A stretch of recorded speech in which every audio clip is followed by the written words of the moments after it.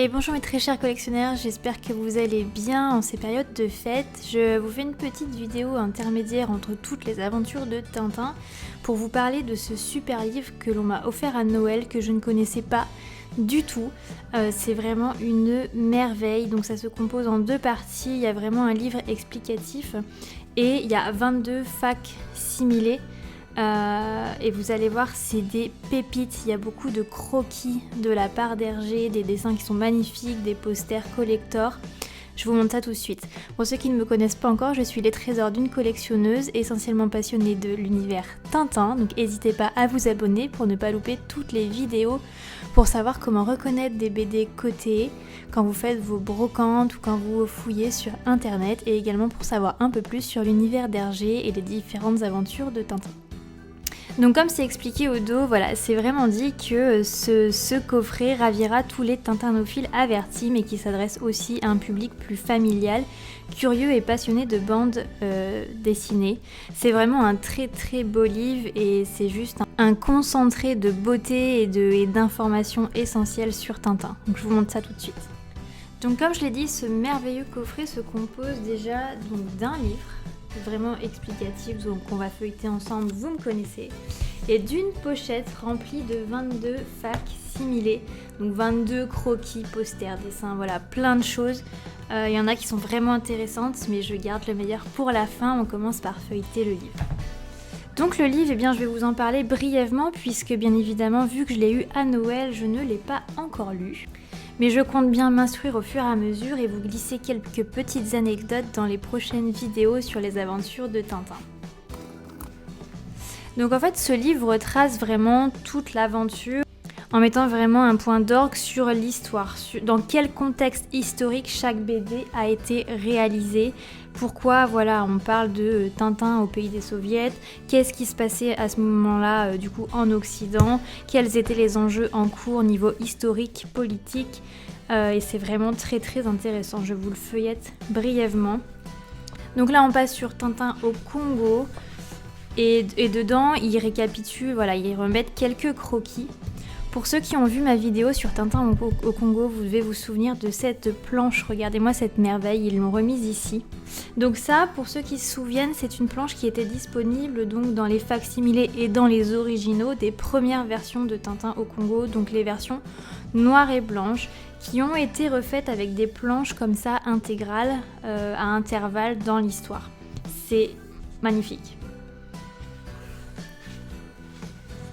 Et donc au fur et à mesure du livre, on suit bien évidemment la chronologie des albums de Tintin. Donc on passe à Tintin en Amérique, suivi de Tintin et les cigares du pharaon.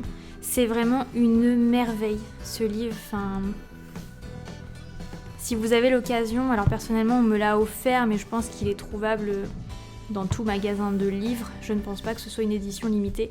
Regardez-moi ces dessins. Donc à chaque fois, voilà, c'est vraiment chronologique, par ordre chronologique, et voilà, on nous remet des anecdotes de guerre, hein, bien sûr, vu que Tintin a été quand même pas mal écrit, édité pendant les années de guerre et post-guerre.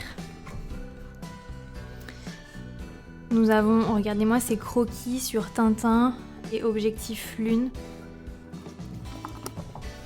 Et donc on finit sur un magnifique portrait donc d'Hergé, avec une petite annotation sur sa vie. Je reviens sur la page d'avant, regardez-moi ces croquis.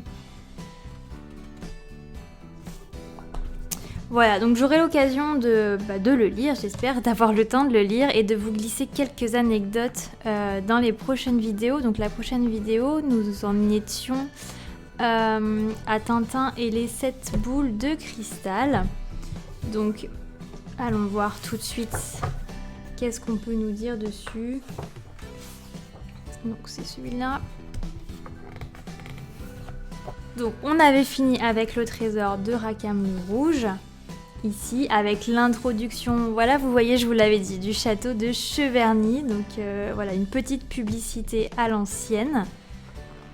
On nous remet cette planche d'ailleurs, si vous avez vu ma vidéo précédente, je vous ai dit que c'était ma planche préférée. Avec cette épave, ces couleurs, le Tintin en scaphandre, les poissons, j'adore cette bulle. Et donc nous allons arriver donc sur les 7 boules de cristal avec voilà la malédiction de la momie. Et pour preuve que ça s'adresse quand même voilà, à des collectionneurs ou à des gens qui ont envie de s'instruire, c'est que par exemple, je vous spoil la prochaine vidéo, les 7 boules de cristal, j'ai plusieurs éditions, mais j'en ai une notamment qui est très rare, donc celle-ci. Il faut savoir que le titre classique, les 7 boules de cristal, est écrit en noir.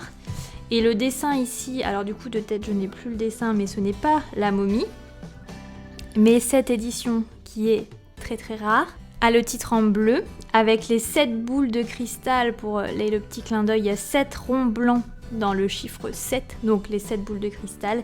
Et l'illustration de couverture n'est autre que Raskar Capac, la momie. Donc je vous présenterai bien évidemment cette édition. C'est parti pour les facsimilés. Donc je vais vous en montrer quelques-uns, mais pas tous, pour garder un petit peu la surprise pour ceux qui auraient envie d'acheter cette édition. Déjà juste, mais regardez-moi, voilà, cette merveille, un petit poster donc, de Tintin en Amérique. Et donc on nous dit qu'en fait c'est une épreuve, un test, qui a été réalisé pour un puzzle de Tintin en Amérique. Personnellement je trouve ça magnifique.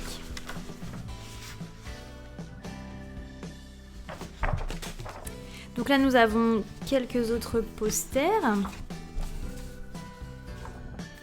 Nous avons juste des planches colorées comme ceci. Vous allez retrouver un exemplaire de Tintin.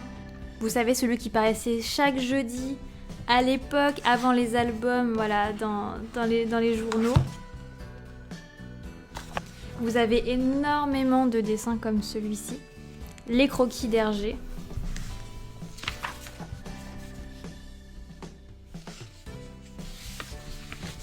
Je vous montre rapidement parce que le but c'est pas que cette vidéo dure 10 ans. N'hésitez pas à me dire en commentaire s'il y a des facsimilés, des croquis que vous voulez voir plus en détail, ce sera avec grand plaisir. Je sais pas si vous vous souvenez, donc dans la BD, le trésor de Rackham le Rouge, la dernière vidéo, je vous ai spécifiquement parlé de ce dessin, qui était le dessin favori d'Hergé. Et c'est exactement ce qu'on nous rappelle ici, donc on nous a juste donné le dessin, avec comme explication que c'est le dessin préféré d'Hergé pour ce que je vous ai expliqué dans ma dernière vidéo. N'hésitez pas à aller la revoir si vous ne l'avez pas vue. Donc là on a un superbe croquis, une superbe épreuve du sceptre d'Ottokar où on voit les coups de crayon de papier et on commence à voir l'ancrage aux plumes noires avant que ce soit colorisé. C'est incroyable. Voilà, et je vais m'arrêter tout particulièrement sur celle-ci, puisque ça c'est vraiment sympa, ça nous montre un petit peu comment est réalisée une bande dessinée. Donc en fait, quand Hergé va recevoir, ou tout autre dessinateur de bande dessinée, mais Hergé, voilà, quand il va recevoir ses dessins, il va commencer par recevoir une esquisse comme celle-ci, assez floue, juste avec la couleur et les bulles en blanc. Par la suite, en fait, ils vont juste positionner l'ancrage en noir. L'ancrage en noir comme ceci pour faire ressortir les contours du dessin. Et par la suite, ils vont y insérer les dialogues. Donc Hergé va lider chaque planche comme ceci avec ces trois couches, si je peux dire. Et donc petit aparté pour ceux qui ne le savent pas, donc ceci c'est une planche de Tintin et les Picaros. Picaros ou Picaro en vrai, je sais pas comment on le dit, n'hésitez pas à me dire en commentaire comment vous le prononcez. Et donc cette planche, finalement, Hergé ne l'a pas validée. Elle a été enlevée de l'album, puisque de toute façon l'album était trop long et qu'il fallait respecter le nombre de pages, comme vous le savez. Mais cette planche, on la retrouve aujourd'hui, c'est la planche 22 bis. Je sais pas si vous avez eu l'occasion d'aller voir ma boutique, n'hésitez pas d'ailleurs, le lien est juste en dessous de cette vidéo. C'est une planche qui a été rééditée par la suite et qu'on peut insérer dans la bande dessinée Tintin et les Picaros. Donc j'en propose une à la vente où vous avez la bande dessinée et la planche 22 bis qui pour ma part n'est pas montée, mais il suffit juste de la monter dans la bande dessinée si c'est quelque chose que vous voulez faire.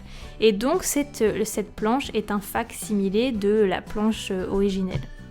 Voilà mes chers collectionneurs, j'espère que vous avez aimé cette courte vidéo et j'espère que si vous le pouvez, vous allez pouvoir trouver cette édition de ce beau livre qui est plein d'informations historiques, culturelles. On en apprend plein sur Hergé et sur Tintin. J'essaierai vraiment de le lire le plus rapidement possible pour vous donner les informations qu'il y a dedans pour chaque bande dessinée, pour chaque future vidéo. Pour ceux qui ne l'ont pas encore fait, encore une fois, n'hésitez pas à vous abonner et à liker cette vidéo. Et moi je vous dis à très vite dans la prochaine aventure de Tintin qui sera Tintin et les 7 boules de cristal.